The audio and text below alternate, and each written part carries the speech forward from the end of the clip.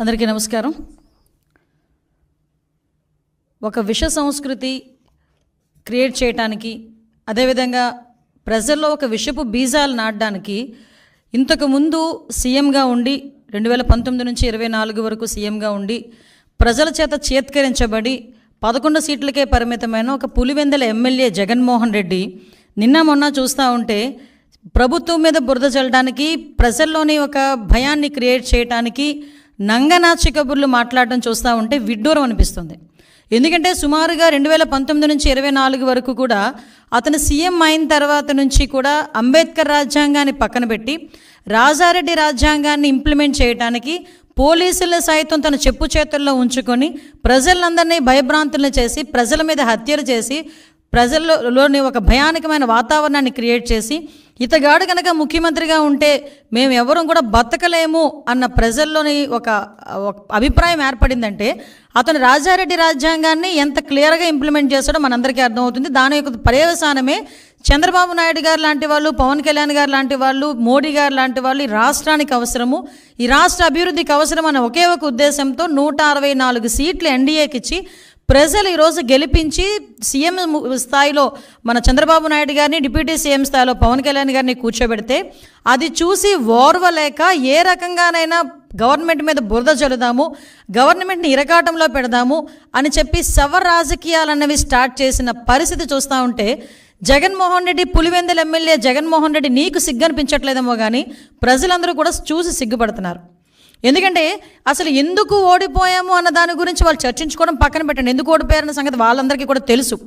కానీ ఈరోజు ఎక్కడో ఒక మాచర్లలోని వర్గ విభేదాల వల్ల జరిగిన ఒక హత్యను తీసుకొచ్చి దాన్ని వేదికగా మార్చుకొని ఏదో రకంగా తిరిగి తీసుకొచ్చి నంగనాచి కబుర్లు మాట్లాడాలి, ప్రజల్లోని మళ్ళీ ఒక భయాన్ని క్రియేట్ చేయాలి అని చెప్పి బురద జల్లే కార్యక్రమానికి శ్రీకారం చుట్టడానికి అని చెప్పి ఒక డైవర్షన్ పాలిటిక్స్ చేయడానికి ఈరోజు మళ్ళీ జగన్మోహన్ రెడ్డి ముందుకొచ్చి మొన్న ప్రెస్ మీట్లో మాట్లాడాడు. నిజంగా చెప్పాలంటే జగన్మోహన్ రెడ్డి ఆ రోజు మాట్లాడిన మాటల్ని బేస్ చేసుకొని ఈరోజు గవర్నమెంట్ ఎందుకు అతని మీద చర్యలు తీసుకోకూడదు? ఎందుకు నేను ఈ మాట మాట్లాడుతున్నానంటే ఆ రోజు జగన్మోహన్ రెడ్డి మాట్లాడుతూ చాలా ఎలిగేషన్స్ చేశారు. ఆ ఎలిగేషన్స్లో సుమారుగా 36 రాజకీయ హత్యలు జరిగినాయి ఈ 45 రోజుల్లో. దగ్గర 300కు పైగా హత్యాయత్నాలు, 35 ఆత్మహత్యలు అని చెప్పి ఏదో 560 చోట్ల ప్రైవేట్ ఆస్తులను ధ్వంసం చేశారని రకరకాలైన ఎలిగేషన్స్ అనమాట. 490 ప్రభుత్వ ఆస్తులను ధ్వంసం చేశారని, 1000 వరకు దౌర్జన్యాలు, దాడులు చేశారని ఫిగర్స్తో సైతం ఇచ్చారు. వీటన్నిటి గురించి పక్కన పెట్టు. 36 రాజకీయ హత్యలను మాట్లాడు. నీ దగ్గర డేటా ఉందా? డేటా ఉంటే నాకు ఇవ్వండి ఒకసారి. యాజ్ హోమ్ మినిస్టర్గా అడుగుతున్నాను నేను. నీ దగ్గర నిజంగానే 36 రాజకీయ హత్యలు జరిగినాయి అని చెప్పి నీ దగ్గర కనుక డేటా ఉంటే ఇవ్వు. డేటా లేకపోతే ఎందుకు అలా చేసావు? నీ మీద ఎందుకు చర్య తీసుకోకూడదు పులివెందుల ఎమ్మెల్యే జగన్మోహన్ రెడ్డి నీ మీద? ఎస్, ఒకసారి చెప్పాలి. 36 రాజకీయ హత్యలు కాదు, అసలు యాక్చువల్గా రాజకీయ హత్యలు అని చెప్పి ఏదైనా మాట్లాడుతుంటే రాజకీయ హత్యలు జరిగినవి 4. మీకు ఇంకో విషయం చెప్పనా? నేను ఇది ప్రజలకు చెప్తున్నా, జగన్మోహన్ రెడ్డికి చెప్పాల్సిన అవసరం లేదు. ఎందుకంటే జగన్మోహన్ రెడ్డికి విషయం తెలుసు. కానీ ఏదో రకంగా గవర్నమెంట్ మీద బురద జల్లాలి కాబట్టి, చంద్రబాబు నాయుడు గారి మీద బురద జల్లాలి కాబట్టి ఏదో రకంగా అడ్డదారి తొక్కైనా మళ్ళీ ఏదో రకంగా సీఎం కుర్చీలో కూర్చుని పోవాలని కలలకు అంటున్నాడు కాబట్టి ఈరోజు మా మీద బురద చల్లడానికి 36 రాజకీయ హత్యలు, 300 మంది దాడులు, అవి ఇవని చెప్పి ఫిగర్స్ సైతం చెప్తున్నాడు. ఈరోజు 45 రోజుల్లోని ఇవి నువ్వు చెప్పినవన్నీ ఏమీ జరగలేదు, నువ్వు చెప్పినవి జరగలేదు అని చెప్పి నేను చెప్తా. జరిగినవి ప్రూవ్ ఏమైనా ఉందా? యాజ్ ఎ హోమ్ మినిస్టర్ నేను మాట్లాడుతున్నా. నువ్వు చెప్పినవన్నీ కూడా అబద్ధపు లెక్కలు. దీని మీద నువ్వు ఎక్స్ప్లెనేషన్ ఇవ్వాలి. దీని మీద నేను కేసు పెట్టాలనుకుంటున్నాను. ఎందుకు కేసు పెట్టకూడదు? ఎందుకు చర్యలు తీసుకోకూడదు జగన్మోహన్ రెడ్డి మీద? ఈరోజు ప్రభుత్వం మీద అప్పుడు నిజంగా జరిగిన ఇన్సిడెంట్లే రంగనాయకమ్మ గారు జరిగిన ఇన్సిడెంట్ అమరావతి గురించి ఒక చిన్న పోస్ట్ పెట్టారని సిఐడి వాళ్ళని పంపించి ఆవిడ వయసును కూడా పక్కన పెట్టి వాళ్ళ చేత విచారణ జరిపించి సిఐడి ఆఫీసులో కూర్చోబెట్టి విచారణ చేపట్టావు. ఇలాంటి సంఘటనలు గౌతు శిరీష గారు ఒక చిన్న పోస్ట్ గవర్నమెంట్కి వ్యతిరేకంగా పెట్టారని సిఐడి నోటీస్ ఇచ్చి ఆవిడని సిఐడి ఆఫీసులో కూర్చోబెట్టావు. చింతకాయల విజయ్ గారిని ఇలా చాలామంది మా టీడీపీ లీడర్లని కాకుండా జనసేన లీడర్లని కూడా గవర్నమెంట్ మీద యాడ్వర్స్గా తప్పుగా ఒక పోస్ట్ పెడితేనే, నిజం అయినప్పటికీ కూడా తప్పుగా మీకు వ్యతిరేకంగా ఒక పోస్ట్ పెడితేనే సిఐడి ఆఫీసులను తీసుకొచ్చి నువ్వు కూర్చోబెట్టి చర్యలు తీసుకొని మా మీద ఎంక్వైరీలు వేసావు. ఈ రోజుకి కేసులు నడుస్తున్నాయి, ఈ రోజుకి కేసులు సంబంధించి కోర్టుల చుట్టూ తిరుగుతున్నారు. మరి ఇంత డెలిబరేట్గా ఒక శవాన్ని అంటే పలకరించడానికి వెళ్ళి అక్కడ ఏదో హత్య జరిగింది, ఆ కుటుంబాన్ని పరామర్శించడానికి వెళ్ళి పరామర్శించడం మానేసి బయటకు వచ్చి నువ్వు గవర్నమెంట్ మీద ఎలిగేట్ చేసావు. ఎలిగేట్ చేసేటప్పుడు ఎన్ని హత్యలు జరిగినాయి అని ఇలాగని చెప్పి తప్పుడు లెక్కలు నువ్వు ఎందుకు ఆధారాలు చూపించాలి? ఈరోజు నేను చెప్తున్నా, ఒక హోమ్ మినిస్టర్గా ఇక్కడ పొలిటికల్ మర్డర్స్ అనేవి 4 జరిగినాయి. మీకు ఇంకో విషయం చెప్పనండి, ఆ 4 కూడా 3 టీడీపీ వాళ్ళే చచ్చిపోయారు. తెలుసా మీకు? అందులో ఒకడే వైసీపీ వాడు చనిపోయింది. నేను క్రైమ్ నెంబర్తో సైతం ఇస్తా. క్రైమ్ నెంబర్ 137/24, అది దుగ్గిరాల పిఎస్లో 4/6 జూన్ 4వ తారీఖున జరిగింది. చనిపోయింది కాసిం, చంపింది కమల్, వైసీపీ అతను. కావలస్తే మీరు political rivalry, accused belong to YCP and deceased to TDP. Due to political rivalry he was killed. The deceased was wearing TDP scarf and moving around which led of altercation. What అలాంటిది ఇంకొకటి క్రైమ్ నెంబర్ 92/24 వెల్దుర్తి 9వ తారీఖున జరిగింది. Deceased TDP M Girinath Chowdary, TDP అతను చనిపోయాడు. సూదేపల్లి రమేష్ ఇతరులు YCP వాళ్ళు accused, అది కూడా political rivalry. Crime number 92/24 Putluru, అక్కడ మాత్రమే ఎరకయ్య అని ఒక వైసీపీ అతను చనిపోయాడు. అక్కడ నరసింహస్వామి అండ్ అదర్స్ టీడీపీ వాళ్ళు ఉన్నారు. Next 4th one 148/24 Rayadurgam PS 9th జరిగింది. ఇది గొల్ల ఆదికేశవులు టీడీపీ ఆయన్ని చంపేశారు. ఎవరు? వైసీపీ వాళ్ళు, కేశవరెడ్డి అండ్ అదర్స్. ఇవన్నీ కూడా పొలిటికల్ మర్డర్స్ జరిగినవి 4. ఆ 4లో 3 చనిపోయింది టీడీపీ వాళ్ళు. ఈరోజు నువ్వు ఏ మొహం పెట్టుకుని 36 హత్యలు పొలిటికల్ హత్యలు జరిగినాయని చెప్పి ప్రజలను భయభ్రాంతులు చేయడానికి సిద్ధపడుతున్నావు? ఇంకా నీ మాటలు నమ్మేస్తారని అనుకుంటున్నావా జగన్మోహన్ రెడ్డి, పులివెందుల ఎమ్మెల్యే? ఇంకా నీ మాటలు నమ్మేస్తారని జనాలు అనుకుంటున్నావా? దీనికి ఒక ప్రైమ్ మినిస్టర్కి నువ్వు లెటర్ రాసి రాష్ట్రపతి దగ్గరికి వెళ్ళి రాష్ట్రపతి పాలన విధించాలి, ఇక్కడ రాజ్యాంగం అన్నది భ్రష్టుపట్టిపోయిందని నువ్వు మాట్లాడుతున్నావు కదా. అసలు విషయం చెప్పను ఒకసారి. ఆంధ్రప్రదేశ్ హైకోర్టు తమరు 2019లో పీఠం ఎక్కిన తర్వాత 2020లోనే ఇక్కడ కాన్స్టిట్యూషనల్ బ్రేక్ డౌన్ జరుగుతుందని డైరెక్ట్గా హైకోర్టు ఆ రోజు మాట్లాడింది. దీనికేం సమాధానం చెప్తావు? ఆ రోజు 14 సంవత్సరాల సీఎం తర్వాత ఇప్పుడు మళ్ళీ సీఎంగా ఉన్నారు చంద్రబాబు నాయుడు గారు. ఏ రోజైనా అతని హయాంలో, అతని అడ్మినిస్ట్రేషన్లో ఇలాంటి కామెంట్ ఏ కోర్టు అయినా ఎవరైనా చేయగలిగారా? ఒకసారి చెప్పండి. నువ్వు పీఠం ఒక సంవత్సరంలోనే, సీఎం అయిన సంవత్సరంలోనే ఆంధ్రప్రదేశ్ హైకోర్టు ఇలా మాట్లాడింది నీ మీద. ఇది అథెంటికేషన్. నేనేం వేగ్గా మాట్లాడట్లా, అబద్ధం చెప్పట్లా నీకులాగా.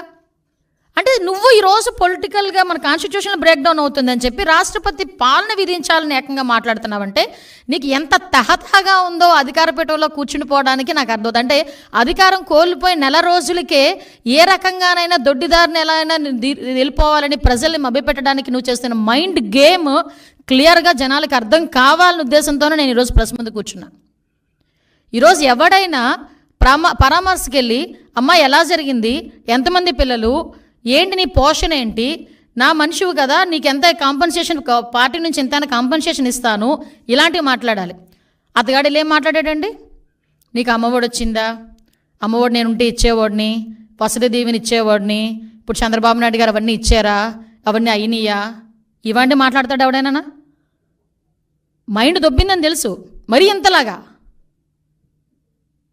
జగన్మోహన్ రెడ్డికి పరామర్శ అంటే నేను ఎందుకు క్లియర్గా ఎక్స్ప్లెయిన్ చేస్తున్నానంటే అతను పొలిటికల్గా ఒక ప్లాట్ఫామ్ గురించి ఎత్తుక్కుంటున్నాడు.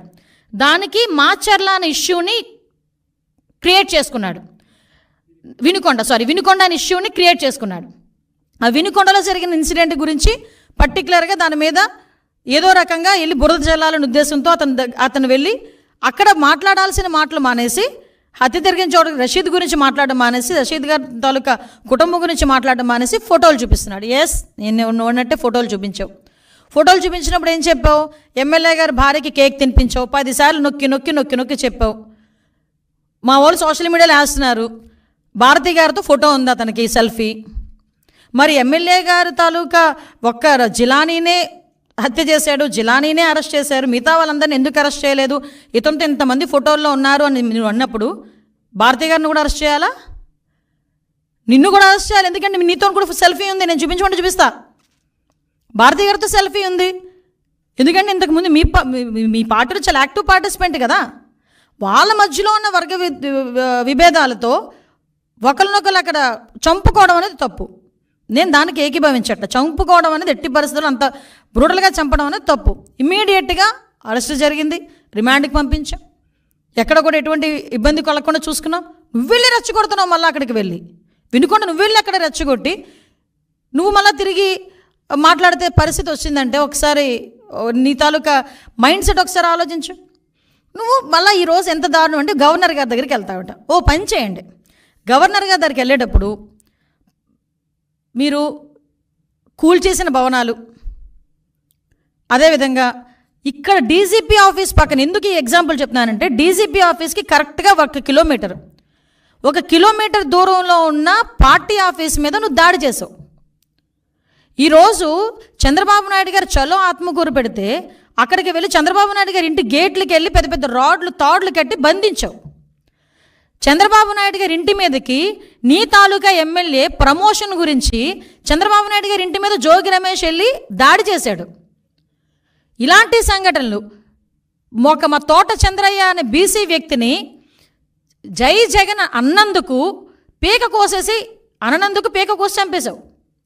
మరి వీటన్నిటి మీద మేము ఎవరి దగ్గరికి వెళ్ళాలి? ఆ రోజు మేము వెళ్ళి ఉండాలి. ఆ రోజు ఇవన్నీ మేము ఆ రోజు ఇలాంటి సంఘటనలు మేము కూడా ఒక బుక్ వేసాం. ఆ రోజు జరిగిన సంఘటనలన్నీ నేను అథెంటికేషన్గా ఉమెన్ ప్రెసిడెంట్గా ఉండేటప్పుడు మహిళా కమిషన్ చైర్పర్సన్ దగ్గరికి వెళ్ళి అమ్మ ఇంతమంది మీద అఘాయిత్యాలు జరిగినాయి, ఇంతమంది మీద హత్యలు జరిగినాయి, విత్ క్రైమ్ నెంబర్స్ నేను తీసుకెళ్ళి ఇచ్చాను. నీ దగ్గర అలాంటి అథెంటికేషన్ ఏదైనా ఉందా? నీ దగ్గర అలాంటి ప్రూవ్ ఏమైనా ఉందా? తీసుకొచ్చి చూపించు. నేను ఈరోజు హోమ్ మినిస్టర్ హోదాలో అడుగుతున్నాను. నేను మానేసి వేగ్గా మైక్ ఉంది కదా, నాకు ఒక ఛానల్ ఉంది కదా, నోటుకు వచ్చినట్టు మాట్లాడతాను, ప్రిపేర్ అయ్యి వచ్చాను, ఎవడు మధ్యలో అడ్డగించొద్దు, ఎవడు మధ్యలో ఆపొద్దు అని చెప్పి నోటుకు వచ్చినట్టు మాట్లాడేస్తానంటే ఎందుకు చట్టం ఊరుకోవాలి అని అడుగుతున్నా. ఆ రోజు నువ్వు ఎవరినైతే ఉపయోగించుకొని, పోలీసులను ఉపయోగించుకొని ఎంతమంది మీద ఇబ్బంది పెట్టావు. ఈరోజు పోలీసులకి సంబంధించి నేను చూస్తూ ఉంటే నిజంగా చాలా బాధ అనిపిస్తూ ఉంది నాకు. వాళ్ళ పరిస్థితి ఏంటా అంటే ఈరోజు కనీసం పోలీసు వ్యవస్థ ఒక ఇన్వెస్టిగేషన్కో, మీకు విషయం చెప్పాలండి, ఇక్కడ ఫోరెన్సిక్ ల్యాబ్ కేవలం అమరావతిలో ఉన్న పాపానికి దానికి సంబంధించి డబ్బులు కూడా ఇవ్వలే, తెలుసా మీకు? మళ్ళీ ఈరోజు మేము 9 కోట్ల సెంట్రల్ గవర్నమెంట్ని తెచ్చుకున్నాం. దానికి ఒక అమరావతిలో ఉన్నది అన్న ఒకే ఒక పాపానికి అమరావతిని కిల్ చేయాలి కాబట్టి అక్కడ జరిగే ఫోరెన్సిక్ ల్యాబ్ను కూడా మీరు కిల్ చేసేసావు. ఒక వెహికల్స్ లేవు, సీసీ కెమెరాస్ లేవు, మెయింటెనెన్స్ లేదు, ఈవెన్ ఫింగర్ అథెంటికేషన్ అది లేదు. వాటన్నిటికీ కూడా ఈరోజు అంటే అన్నీ కూడా నిర్వీర్యం చేసి కేవలం నీ దగ్గర నీ కాపలాకి 1000 మంది పోలీసులను ఇంటి దగ్గర పెట్టుకొని నువ్వు రోడ్డు మీద వెళ్తే పరదాలు కట్టడానికి, నువ్వు రోడ్డు మీద వెళ్తే చెట్లు నరగడానికి, నువ్వు రోడ్డు మీదకి వెళ్తే బారికేడ్ చేయడానికి, నీకు కాపలా చేయడానికి మాత్రమే 5 సంవత్సరాలు పోలీసులను ఉపయోగించుకున్నావు. దాంతోపాటు టీడీపీ లీడర్స్ దగ్గర ఎవరు ఇంట్లోంచి బయటకు రాకుండా ఉండడానికి. ఈ నెల రోజుల్లో చంద్రబాబు నాయుడు గారు అవుట్డోర్ ప్రోగ్రామ్స్ ఎన్ని చేశారండి? ఎక్కడైనా పరదాలు కట్టారా? ఎక్కడైనా బ్యారికేడ్ వేసారా? ఏ వైఎస్ఆర్సీపీ లీడర్నైనా ఇంట్లో పెట్టి బంధించామా? ఎక్కడైనా ఎవరినైనా హౌస్ అరెస్ట్ చేసావా? మరి ఎందుకు నువ్వు ఆ రోజు అలా చేయలేకపోయావు? ఈరోజు చంద్రబాబు నాయుడు గారు డెలిబరేట్గా యాజ్ పర్ ప్రజాస్వామ్యం ప్రకారం అతను ఎక్కడికైనా వెళ్తున్నప్పుడు కూడా ఎక్కడ కూడా ప్రజలకు ఇబ్బంది లేకుండా చేసుకునే పరిస్థితి చేసుకుంటున్నారు. ఇందులో నువ్వు రాష్ట్రపతి పాలన ఎక్కడ అడుగుతావు? నువ్వు చైల్డ్ అబ్యూజింగ్స్ మాట్లాడుతున్నావు. నీ హయాంలో గురించి క్రిమినల్స్ ఏదైతే మహిళల మీద దాడులు, మహిళల మిస్సింగ్లు చూసుకుంటే క్రైమ్ రిపోర్ట్ ప్రకారం కూడా, నేషనల్ క్రైమ్ రిపోర్ట్ ప్రకారం కూడా చూసుకుంటే తమరి హయాంలో డబుల్ అయినాయి. చాలామందిని ఈ రోజుకి కూడా పట్టుకోలే. ఎగ్జాంపుల్ చెప్పమంటావా? రాజమండ్రి దగ్గర తమరందరూ కలిపి వెళ్ళి దిశ పోలీస్ స్టేషన్ ఓపెన్ చేసి ఆడవాళ్ళందరితో పాటు నువ్వు కూడా వెళ్ళి ఒక రిబ్బన్ కట్ చేసి వచ్చావు.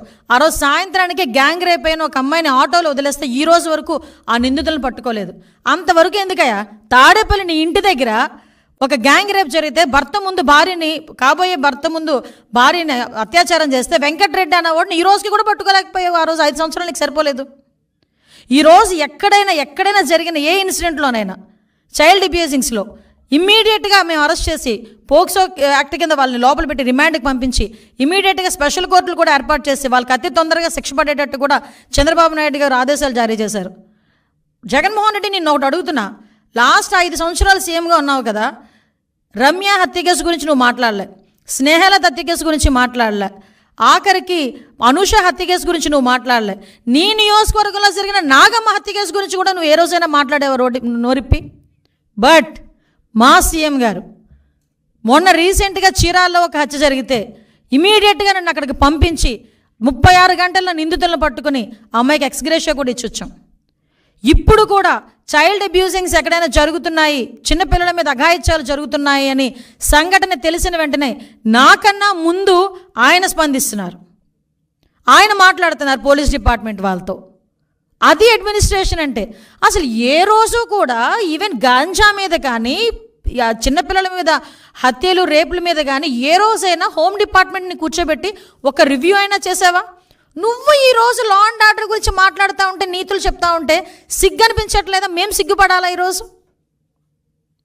ఇది నేను ప్రజలకి చెప్పాలి ఈ విషయాలన్నిటి. నేను ఎంత దారుణంగా మా మీద బురద చల్లడానికి, మన మీద బురద చల్లడానికి. ఎందుకు మన అన్నారంటే, ఈరోజు ప్రజలందరూ కూడా మ్యాండేట్ ఇచ్చి ఈరోజు చంద్రబాబు నాయుడు గారిని కూర్చోబెట్టారు. అంటే చంద్రబాబు నాయుడు గారి మీద ఒక మాట మాట్లాడుతున్నారంటే ప్రజలందరి మీద కూడా మాట్లాడినట్టే. చంద్రబాబు నాయుడు గారు is not a common man.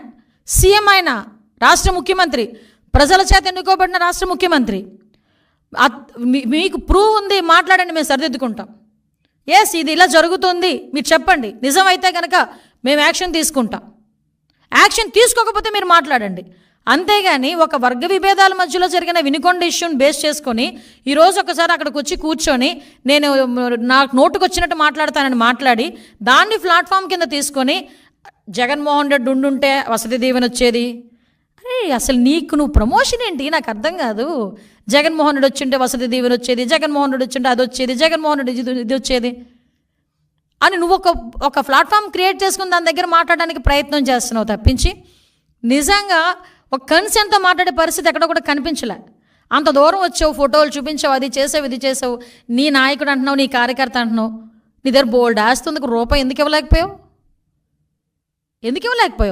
తోట చంద్రయ్య చనిపోయినప్పుడు ఆర్థిక సహాయం చేయలేదు తెలుగుదేశం పార్టీ. నాకు తెలిసి 25 లక్షలు 30 లక్షలు ఇచ్చారు, ఇంకా ఎక్కువ ఇచ్చినట్టున్నారు, దగ్గర ఎక్కువ ఇచ్చారు. అంటే నేను ఎందుకు చెప్తున్నానంటే, నువ్వు నిజంగా భుజాన్ని వేసుకొని నీ కార్యకర్తని భుజాన్ని వేసుకొని ఆ రోజు వచ్చేసి శాంతి భద్రతల గురించి, లా అండ్ ఆర్డర్ గురించి, ఆటవిక పరిపాలన సాగుతుందని నీ నోట్ నుంచి అలాంటి మాటలు వస్తుంటే, అలవాటుగా వచ్చేస్తుంటే అలాంటి మాటలు నిజంగా నవ్వొస్తుంది. ఈరోజు నేను ఒకటే చెప్తున్నా, అప్పీల్ చేస్తున్నా పబ్లిక్కి కూడా, దయచేసి ఒక్కసారి మీరు కూడా ఆలోచన చేయండి. ఒక రాక్షసుడు, ఒక సైకో పరిపాలన చేసిన వ్యక్తి సొంత సీఎం కుర్చీలో కూర్చోవటానికి సొంత బాబాయిని కూడా హత్య చేయించిన వ్యక్తి, సీఎం కుర్చీలో కూర్చోవటానికి ఒక దళిత యువకుడిని కోడికత్తి నెపంతో, కోడికత్తి శ్రీను, ఆ కోడికత్తి నెపంతో ఒక హత్య కావాలని అతని మీద హత్యా ప్రయత్నం చేయించుకొని 5 సంవత్సరాలు కూర్చున్న వ్యక్తి, కనీసం అతన్ని విడిపించడానికి ఏదో ఒక్కరోజు కోర్టుకు వెళ్ళినా కూడా అతనికి బెయిల్ వస్తుందంటే 5 సంవత్సరాలు కూడా బెయిల్ రాకుండా చేసిన వ్యక్తి ఈరోజు మన దగ్గరకు వచ్చి నీతులు చెప్తున్నాడు. మళ్ళీ సీఎం కుర్చీలో కూర్చోడానికి గులకరాయి వేషాలు వేశాడు. అవన్నీ కూడా ప్రజలకు తెలిసినాయి. అఫ్కోర్స్ అదృష్టం కొద్దీ అది ఎవరు కూడా నమ్మలేదు. ఒక సొంత బాబాయిని హత్య చేసినప్పుడు హత్య చేయించిన వ్యక్తిని అవినాష్ రెడ్డిని ఈ తప్పు చేసుండకపోవచ్చు, నాకు తెలిసి చేసుండకపోవచ్చు అని ఒక వ్యక్తిని, అనుమానాస్పదంలో ఉన్న ఒక వ్యక్తి గురించి ఒక సీఎం పొజిషన్లోని ఒక స్టేట్మెంట్ ఇవ్వగలిగాడంటే అతని తాలూకా సైకో నేచర్ ఒకసారి ఆలోచించండి. అలాంటి వ్యక్తి సొంత చెల్లి ఈరోజు నాకు న్యాయం చేయండి అని వివేకానంద రెడ్డి సొంత బాబాయ్ హత్య చేస్తే న్యాయం చేయండి అంటే 5 సంవత్సరాల్లో కనీసం ఒక స్టెప్ ఫార్వర్డ్ అవ్వలే. పాపం ఆ అమ్మాయి బయటకు వచ్చి, పాప సునీతమ్మ బయటకు వచ్చి మళ్ళీ సిబిఐ ఎంక్వైరీ వేసుకొని ఢిల్లీ చుట్టూ తిరిగి నాకు ప్రాణాపాయం ఉంది, నన్ను రక్షించండి మొర్రో అని ఢిల్లీ నడివీధుల్లో నీ రక్తం పంచుపుట్టుకుని ఒక సొంత చెల్లి మాట్లాడింది. నువ్వు ఈరోజు ఆటవిక పరిపాలన గురించోనో లేకపోతే ఇలాంటి మాటలు మాట్లాడి లా అండ్ ఆర్డర్ గురించి 45 రోజులకే స్టేట్మెంట్లు ఇస్తున్నావు, ఢిల్లీలోకి వెళ్ళి కూర్చొని ధర్నా చేస్తున్నావు. ఎస్ రా, నేను వస్తాను ఢిల్లీ. నువ్వేం చేసావు 5 సంవత్సరాల్లోని 45 రోజుల్లో మేమేం చేసావు మేము చెప్పుకుంటాం. అప్పుడు వివేకానంద రెడ్డి హత్య గురించి చెప్పానంటే ఢిల్లీలో కూర్చొని ఈరోజు ఎంతమంది ఆత్మహత్యలు జరిగినాయి, ఎంతమంది హత్యలు జరిగినాయి, మా వాళ్ళ మీద ఎంతమంది మీద అఘాయిత్యాలు జరిగినాయి, టీడీపీ వాళ్ళ మీద, టీడీపీ ఆఫీస్ మీద దాడి జరిగింది, దాని గురించి మాట్లాడమనండి. సీఎం చంద్రబాబు నాయుడు గారి ఇంటి మీద, ఎక్స్-సీఎంగా ఉండేటప్పుడు చంద్రబాబు నాయుడు గారి ఇంటి మీద దాడి జరిగింది, దాని గురించి మాట్లాడమనండి. చంద్రబాబు నాయుడు గారు అమరావతి చూడడానికి వెళ్తే రాళ్ళు విసిరితే భావ స్వేచ్ఛ ప్రకటన ఆ రోజు. ఈరోజు ఆటవిక పరిపాలన. మేము ఎవరి మీద రాళ్ళు వేసామా? ఎవరి మీదనా? నువ్వు ఎప్పుడైనా రోడ్డు మీదకి వచ్చావు, నేను మాచెల్లు వినుకొని వెళ్ళావు, నీకెవరిని అడిగించారా? ఆఖరికి మొన్న ఎవరిని ఆ పిన్నెళ్ళి అతన్ని తీసుకెళ్ళి పరామర్శించడానికి జైలుకి వెళ్ళావు, ఎవరిని అడిగించారా? ఇంతకు ముందు ఒకసారి గుర్తు చేసుకో యా బాబు, పులివెందుల ఎమ్మెల్యే, ఇంతకుముందు ఒకసారి గుర్తు తెచ్చుకో ఒకసారి. ఇవన్నీ చేసి ఈరోజు తిరిగి మా మీద. ఇంకొకటి, నిన్న మొన్న సాక్షి పేపర్లో, అదొక పాంప్లెట్ పేపరు, నా సాక్షి పేపర్లో ఈ వెహికల్ గురించి మాట్లాడారు, జగన్మోహన్ రెడ్డికి ఇచ్చిన వెహికల్ గురించి. అసలు జగన్మోహన్ రెడ్డి అన్న వ్యక్తి ఈరోజు పులివెందుల ఎమ్మెల్యే. కేవలం ఒక ఎక్స్-సీఎంగా ఉన్నందుకు గాను Z+ సెక్యూరిటీ ఇచ్చారు. గుర్తుపెట్టుకోయా, నీకు Z+ సెక్యూరిటీ ఇచ్చారు, టాటా సఫారీ ఇచ్చారని చెప్పి బాధపడిపోయావు. అవునులే, నీకున్న ఆస్తికి టాటా సఫారీ అంటే ఎక్కడ లెక్క ఉండదు అనుకో, అది వేరే విషయం. కానీ 2019లో నువ్వు సీఎంగా ఎక్కిన తర్వాత అప్పుడు ఎక్స్-సీఎం అయిన చంద్రబాబు నాయుడు గారికి, అప్పటికి 14 సంవత్సరాల ముఖ్యమంత్రి అయిన వ్యక్తి, అటువంటి వ్యక్తికి నువ్వు ఇచ్చింది టాటా సఫారీయే. ఈరోజు మీకు ఇచ్చింది నేను టాటా సఫారీయే. ఆ టాటా ఎలాగోలాగా గవర్నమెంట్ మీద బురద చల్లాలనే ఉద్దేశంతో ఈరోజు ఇది చేసే ప్రయత్నం ఇది. అంటే వెహికల్ కూడా సరిగా ఇవ్వలేదని ప్రజల్లో ఒక క్రియేట్ చేయడానికి నువ్వు చేసిన ఒక డ్రామా ఇది. ఆ రోజు చంద్రబాబు నాయుడు గారికి ఇంకో విషయం చెప్పనా, ఆ రోజు చంద్రబాబు నాయుడు గారికి నువ్వు ఇచ్చింది టాటా సఫారీ. ఈరోజు కూడా ఒక సీఎంగా ఉన్న వ్యక్తి హైదరాబాద్ వెళ్ళినా, ఢిల్లీ వెళ్ళినా టాటా సఫారీ ఎక్కుతారు, బుల్లెట్ ప్రూఫ్ కారు. ఒక ఎక్స్-సీఎంగా నీకు ఒక bullet proof car Tata safari ఇచ్చారు. నీకు ఎక్కడ తక్కువ చేశారు? నీకు నచ్చలేదు. ఎందుకు నచ్చలేదు? బయట ఉన్న ప్రజల్ని కనిపించట్లేదు, నీ ఎక్స్ప్రెషన్స్ కనిపించట్లేదు, నీలో నా మహా నటుడు కనిపించట్లేదు. నువ్వు బాధపడిపోయి నువ్వు వేరే కారు ఎక్కావు. నువ్వు వేరే కారు ఎక్కినా కూడా బీపీ కార్ వెనకాతలు వచ్చింది, నీ వెనకాతలు తిరిగింది. అది ఎక్కడ కూడా ప్రోటోకాల్ కూడా వైలేట్ చేయలేదు, నీకెక్కడ కూడా సెక్యూరిటీ తగ్గించలేదు, నిన్నెక్కడ కూడా ఇబ్బంది పెట్టలేదు, నీ ఇంటి మీదకి ఎవడు దాడికి రాలేదు, నువ్వు ఎక్కడికైనా వెళ్తానంటే పోలీసులతో తాడులు కట్టలేదు. సో ఎక్కడ ఆటవిక పరిపాలన జరిగిందో ఒక్కసారి నేను చర్చించుకోవాలి. ఈరోజు ఈ సిచ్యువేషన్స్ అన్నిటి గురించి కూడా నువ్వు వెళ్తున్నావు. సెక్యూరిటీ విషయంలో గురించి చూద్దాం. అసలు యాక్చువల్గా సెక్యూరిటీ రివ్యూ కమిటీ అని చెప్పి SRC అని ఒకటి ఉంటుంది, అందులోనే IB GID 2 ఉంటాయి. వాళ్ళు ఫిక్స్ చేస్తారు ఎంత ఎవరికి ఎలాంటి సెక్యూరిటీ కావాలి, ఎవరికి ఎలాంటి సెక్యూరిటీ ఇవ్వాలి అనేది వాళ్ళు ఫిక్స్ చేస్తారు. సో వాళ్ళ ఫిక్సేషన్ ప్రకారం కూడా నువ్వు వెహికల్ ఎక్కావు, నీకు బీపీ వెహికల్ నీకు పంపించారు, సఫారీ పంపించారు, అది దిగిపోయావు. నీకు థ్రెట్ లేదా? రేపు పొద్దున్న ఏం చేస్తావు? ఎవడో నీ మనిషి ఏదో రాయి విసిరించుకుంటావు. నీకు అలవాటు కదా గులకరాలతో ఆడుకోవడం, కోడికత్తులతో ఆడుకోవడం. ఒక రాయి విసిరించుకుంటావు. అదిగో చంద్రబాబు నాయుడు గారు చేయించారని చెప్పి మళ్ళీ మాట్లాడడానిక? మరి ఎందుకు బీపీ కారు నువ్వు దిగావు? నీకు థ్రెట్ లేదనా? బీపీ కారు ఎందుకు దిగాల్సి వచ్చింది? నీ కారు ఎందుకు ఎక్కాల్సి వచ్చింది? అంటే ఏదో రకంగా గవర్నమెంట్ మీద బురద చల్లాలి. ఇంకొక విషయం చెప్తా, ఎప్పుడైతే మనోడు 24న ఎప్పుడో ఐ థింక్ కొంతమంది ఏదో మీడియాలో చూశాను, 24న ఎప్పుడో ఢిల్లీలోకి వెళ్ళి ధర్నా చేస్తాడంట బుధవారం. అతను ఢిల్లీలో ఎందుకు చేస్తున్నాడు తెలుసా? మరి 22వ తారీఖు నుంచి అసెంబ్లీ ఉంది కదండి, అసెంబ్లీలో వస్తే మన బండారం బయటపడిద్ది. ఈ 10 రోజుల నుంచి కూడా చంద్రబాబు నాయుడు గారు ప్రతి డిపార్ట్మెంట్ నుంచి కూడా వైట్ పేపర్స్ రిలీజ్ చేస్తూ ఉంటే అందులో మనోడు తాలూకా భాగోతాలు, భూభాగోతాలు, దందాలు అన్నీ బయటకు వస్తూ ఉంటే ప్రజల్లో ఒక చర్చ జరుగుతుందని, ఒక డైవర్షన్ పాలిటిక్స్ తీసుకోవటానికి, ఒక వర్గ విభేదాల మధ్య జరిగిన ఒక హత్యని బేస్ చేసుకొని బురద చల్లే ప్రయత్నం చేయడానికి ఈరోజు కిందకు వచ్చాడు. ఆయన లైమ్లైట్లోకి బయటకు వచ్చి ఈరోజు మాట్లాడుతున్నాడు. 23-24లో శ్వేతపత్రం లా అండ్ ఆర్డర్ మీద, గాంజా మీద, డ్రగ్స్ మీద అసెంబ్లీలో ప్రవేశపెట్టడానికి చంద్రబాబు నాయుడు గారు ఈరోజు అసెంబ్లీలో ప్రవేశపెట్టడానికి సిద్ధపడ్డాం. నీకు దమ్ముంటే ఇక్కడే ఆటవిక పరిపాలన జరిగిపోతుంది, ఇలా జరిగిపోతుంది, అలా జరిగిపోతుంది అని నువ్వు అనుకునుంటే, నిజంగా నీ మనసాక్షికి నువ్వు అనుకునుంటే దమ్ముంటే అసెంబ్లీకి రా, అసెంబ్లీలో మాట్లాడేసుకుందాం.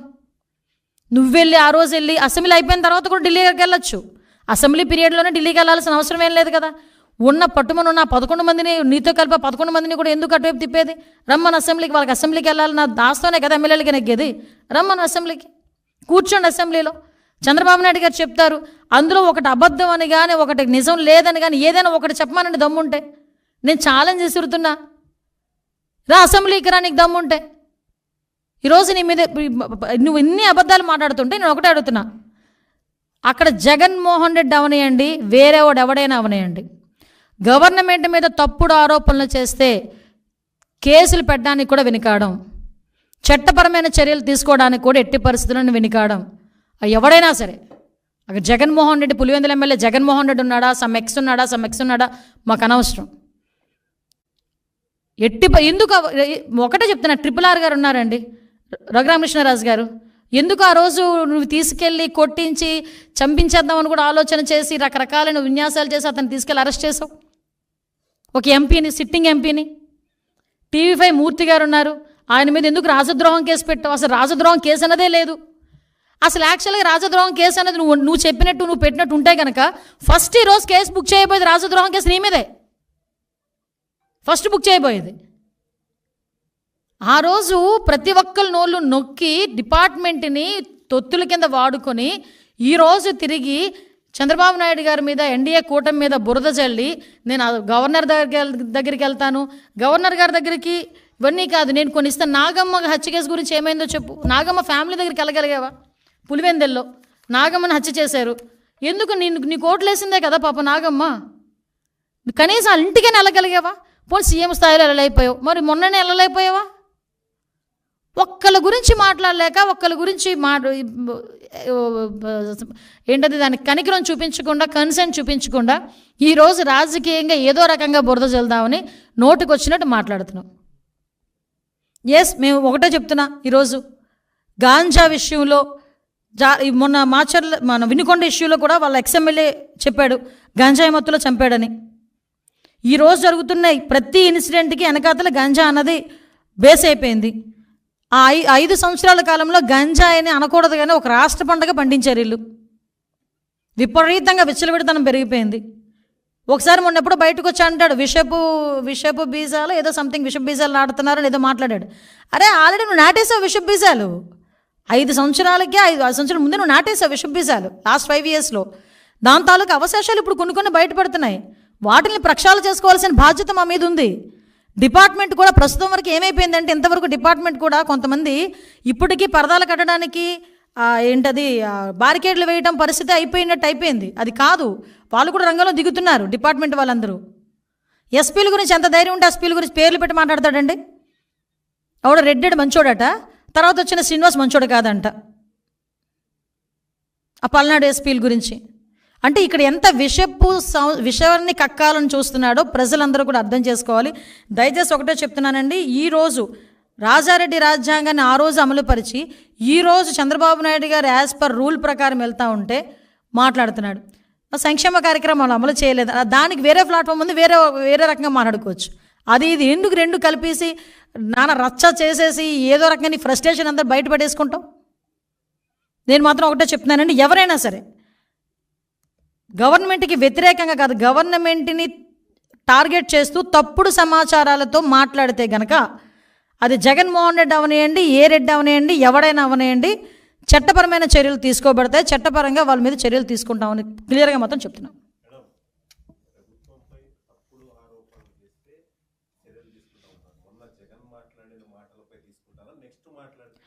మొన్న జగన్ మాట్లాడిన మాటలపై ఎందుకు కూడా తీసుకుంటాం, ఎందుకు తీసుకోకూడదు? ఎందుకంటే మొదట ఆయనే మాట్లాడాడు కదా, ఆయన తర్వాత మిగతా వాళ్ళందరూ మాట్లాడతారు. ఆయన మాట్లాడినప్పుడు మేము ఊరుకున్నాం అనుకోండి, మిగతా వాళ్ళు వచ్చి మాట్లాడతారు. మేము ఎందుకు ఆ ఛాన్స్ ఇవ్వాలి? మేము తప్పు చేస్తే మీరు అన్నట్టు మేము మాట్లాడకుండా ఊరుకోవచ్చు. మేము తప్పు చేయలే, ఇక్కడ తప్పు జరగల. నోటుకొచ్చినట్టు 1000, 2000, 400, 460 అని చెప్పి నోటుకొచ్చిన అంకెలు చెప్పేసి ఏది పడుతుంది మాట్లాడేస్తే ఎవరు ఊరుకుంటారు?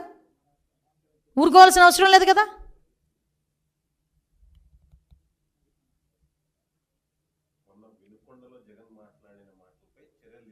తీసుకోవాలి, తీసుకుంటాం, డెఫినెట్గా తీసుకుంటాం.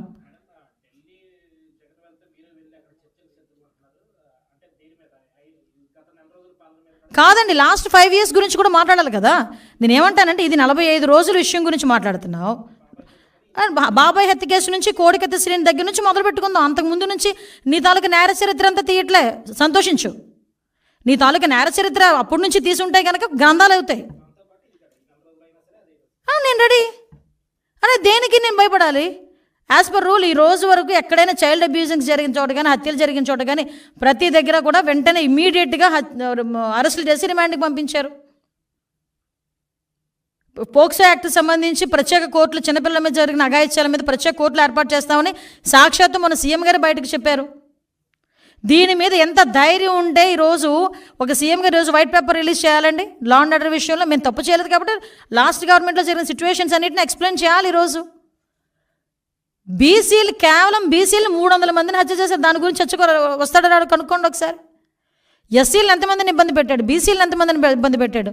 ఒక ఆడపిల్ల అరే మా అక్కని ఏడిపించొద్దని చెప్పిన పాపానికి kerosene paste తగిలెట్టేశాడే.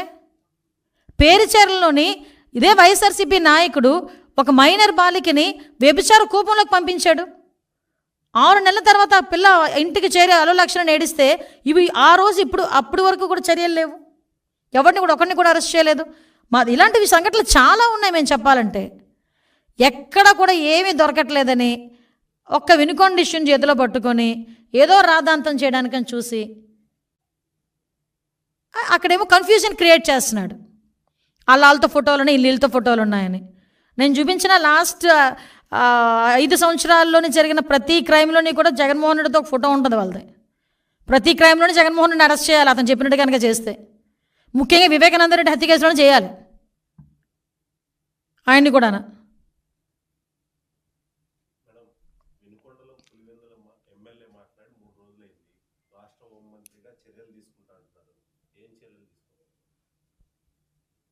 As per rule చట్టం ఏ రకంగా అయితే మీకు 153 అని చెప్పి ఒక సెక్షన్ ఉంది, దాని ప్రకారం కానీ ఇంకా మేము కూడా లీగాలిటీ, ఎందుకంటే ప్రజలకు తెలియజెప్పాలి. అరే మీరు మాట్లాడుతున్న విషయంలో ప్రూవ్ ఉంటే నిజమైతే మాట్లాడచ్చు, నిజం కాకుండా బురద జల్లే ప్రయత్నం చేస్తే కనుక ఎలాంటి వాడికైనా చర్యలు తప్పవు అన్న ఇండికేషన్ అయితే డెఫినెట్గా వెళ్ళాలి పబ్లిక్కి, ముఖ్యంగా మా పార్టీ వాళ్ళకి. కాబట్టే వాళ్ళ మీద ఎటువంటి చర్యలు తీసుకుంటాం. పోలీస్ డిపార్ట్మెంట్ వాళ్ళు ఆ పనిలోనే ఉన్నారు.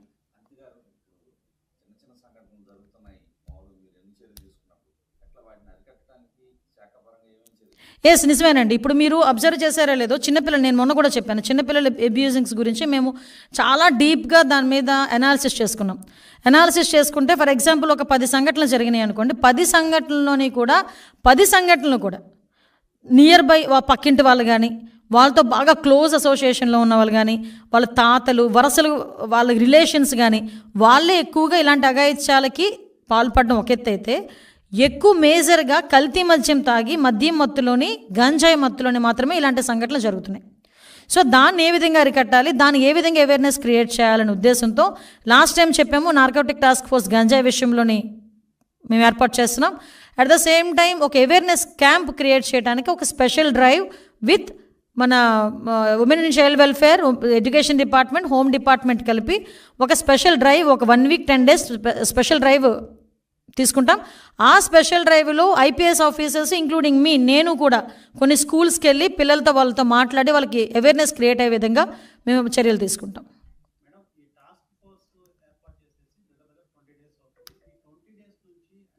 టాస్క్ ఫోర్స్ ఇంకా ఏర్పాటు చేయలేదండి. టాస్క్ ఫోర్స్ ఏర్పాటు చేస్తామని చెప్పాము.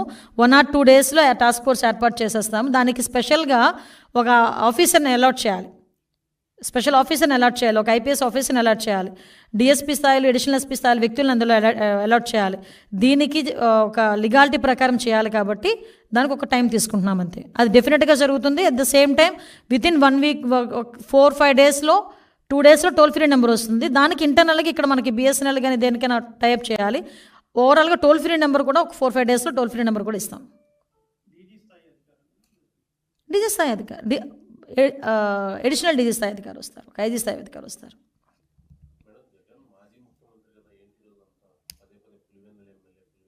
ఆయన ప్రతిపక్ష నాయకుడు కూడా కాదు కదా.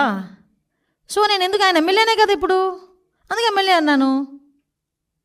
ఇప్పుడు చంద్రబాబు నాయుడు గారు ముఖ్యమంత్రి అండి, చంద్రబాబు నాయుడు గారు ముఖ్యమంత్రి అంటాం కానీ ఆయన ఎప్పుడు అప్పుడు మాజీ మధ్యలో లేరు కదా, మాజీ ముఖ్యమంత్రి అనం కదా. ఇప్పుడు ఏ డిజిగ్నేషను అదే కదా. ఇప్పుడు నన్ను హోమ్ మినిస్టర్ అంటారు కానీ మాజీ ఎమ్మెల్యే అంటారు కదా. అలాగే నేను చెప్పాను అంతే.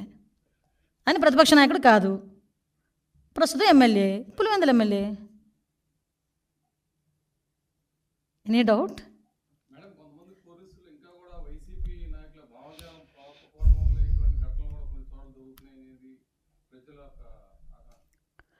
లేదండి, ఇందాక మీరు చెప్పినట్టు ఒకటైతే క్లియర్, ఇంతవరకు 5 సంవత్సరాలు పోలీస్ డిపార్ట్మెంట్ పరిస్థితి ఏమైపోయిందంటే, తెలుగుదేశం పార్టీ ఇళ్ళ దగ్గర మేము వెళ్ళి కాపలాలు కాసామా, ఉదయాన్నే వెళ్ళి వాళ్ళని అరెస్టులు చేసామా, హౌస్ అరెస్టులు చేసామా, బారికేడ్లు కట్టామా, 990 మంది వెళ్ళి జగన్మోహన్ రెడ్డి ఇంటి దగ్గర కాపలా కాసామా, ఇదే వాళ్ళకు వచ్చింది. కానీ ఇప్పుడు వాళ్ళ రెగ్యులర్ డ్యూటీస్ ఏంటి అన్న విషయంలో ఇప్పుడు వెళ్తున్నారు. కాబట్టి కొంచెం అటు ఇటు బ్యాలెన్స్ చేయడానికి కొంచెం టైం పడుతుంది.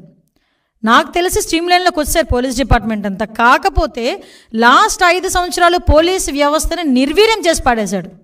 మీరు నమ్ముతారా, నేను ఇందాక చెప్పాను, ఫింగర్ ప్రింట్ ఒక అథెంటికేషన్ ఒక మిషన్ ఉంటుంది. అది కనుక ఒక క్రిమినల్ ఎవరైనా దొరికితే వాడికి ఫింగర్ ప్రింట్ పెడితే వాడు ప్రీవియస్ క్రైమ్స్ అన్నీ కూడా వచ్చేస్తాయి బయటికి. అలాంటి వాటికి డబ్బులు ఇవ్వలేదని, డబ్బులు కట్టక అవన్నీ కూడా మూలన పడిపోయినాయి. సీసీ కెమెరాస్, నాకు ఉదయం ఒక అతను ఫోన్ చేశాడు, అమ్మ నా కారు అద్దం పగలగొట్టి విజయవాడ దుర్గగుడి దగ్గర కారు అద్దం పగలగొట్టి ఒక బ్యాగ్ తీసుకెళ్ళిపోయారు అంటే నేను అన్నాను అనమాట, పోలీస్ కంప్లైంట్ ఇచ్చారంటే, మేడం అక్కడ సీసీ కెమెరాస్ పని చేయట్లేదంట మేడం. సీసీ కెమెరాస్ కూడా వాటికి కూడా డబ్బులు ఇవ్వలే. సీసీ కెమెరాస్కి కనీసం పోలీసుల వెల్ఫేర్కి కూడా కనీసం ₹1 కూడా ఈరోజు వరకు ఇవ్వలే, పోలీస్ వెల్ఫేర్కి కూడా. సో అటువంటి సిచ్యువేషన్లో పోలీస్ డిపార్ట్మెంట్ ఫోరెన్సిక్ ల్యాబ్స్ లేవు. ఇలాంటి సిచ్యువేషన్స్లో పోలీస్ డిపార్ట్మెంట్ మాత్రం ఎంతవరకు పరిగెడుతుంది? లాస్ట్ టైం దాన్ని ఏం చేశారంటే, దాన్ని అలా నిర్వీర్యం చేసేసి వాళ్ళ పనులకు చేసుకోవడానికి ఉపయోగించుకున్నారు డిపార్ట్మెంట్ని. ఈరోజు అలా కాదే. డెఫినెట్గా ఎక్కడ ఏ ఇన్సిడెంట్ జరిగినా ముఖ్యమంత్రి స్థాయిలో ఉన్న చంద్రబాబు నాయుడు గారు డెఫినెట్గా దాని మీద రియాక్ట్ అవుతున్నారు. మిస్సింగ్ కేసుల గురించి కానీ ఏ కేసుల గురించి అయినా క్లియర్గా ఒక ముఖ్యమంత్రి స్థాయి వ్యక్తి ఈరోజు లా అండ్ ఆర్డర్ విషయంలోని కానీ, అట్ ద సేమ్ టైం గాంజా విషయంలోని కానీ, శాంతి భద్రతల విషయం అన్నింటిలోని కూడా వైట్ పేపర్ రిలీజ్ చేస్తున్నాం మేము. చెప్పాలి, ప్రజలకు కూడా చెప్పాలి. అరే 5 సంవత్సరాలు ఎలా నిర్వీర్యం చేశారు, 5 సంవత్సరాలు ఎలా దాడులు చేశారన్న విషయం ప్రజలకు తెలుసు, గుర్తు చేయాలి ఒకసారి. డాక్టర్ సుధాకర్ ఏం తప్పు చేశాడనండి? డాక్టర్ సుధాకర్ విషయంలో సిబిఐ ఇన్వాల్వ్ అయింది ఏకంగా. ఆ రోజు ఇతను ఏం చేయాలి నిజంగా? ముఖ్యమంత్రిగా ఆ రోజైనా అర్హుడా? సో ఇలాంటి సంఘటనలు చెప్పుకోవాలంటే చాలా ఉన్నాయి. ఆయన ఢిల్లీకి వెళ్ళి కాదు కదా, ఎక్కడికి వెళ్ళి కూర్చున్నా ఆయన తాలూకా చరిత్ర మేం చెప్పక్కర్లే, బయటికి క్లియర్గా అందరికీ తెలుసు. కాబట్టి ప్రజలందరూ కూడా దీన్ని గమనించాల్సిందిగా కోరుకుంటున్నాను.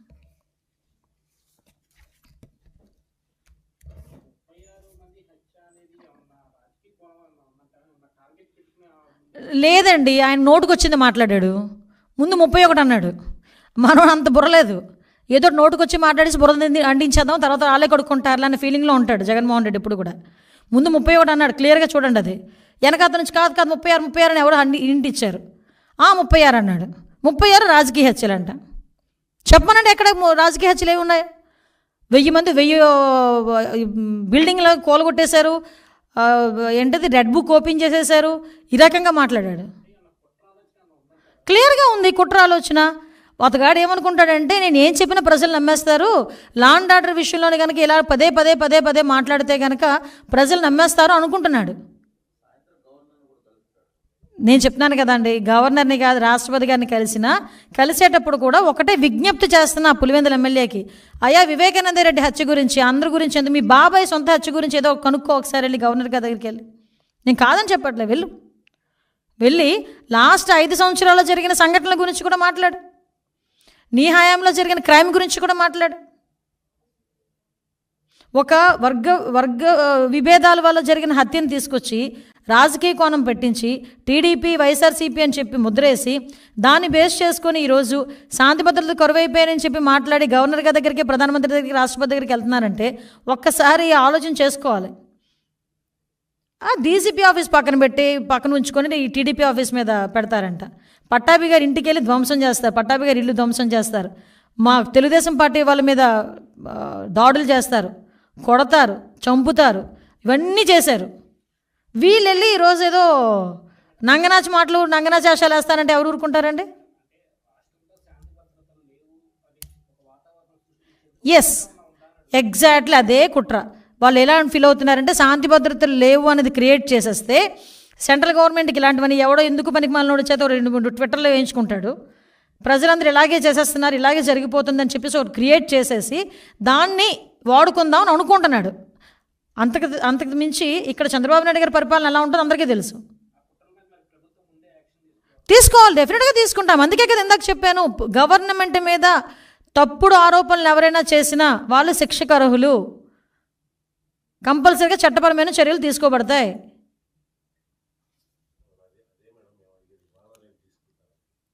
ఎప్పుడైనా జరగచ్చు.